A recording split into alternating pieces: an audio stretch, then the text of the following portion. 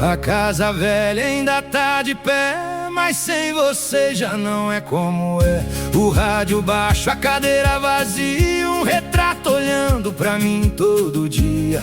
Outro café esfriando na mesa e eu conversando com a tristeza, porque tem ausência que mesmo calada faz mais barulho que a casa lotada.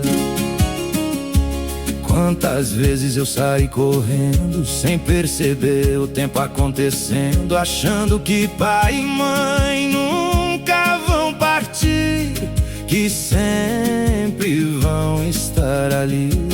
Hoje eu entendo aquele conselho, as mãos cansadas, o olhar vermelho, o amor mais puro que já conheci. Só dei valor depois que perdi.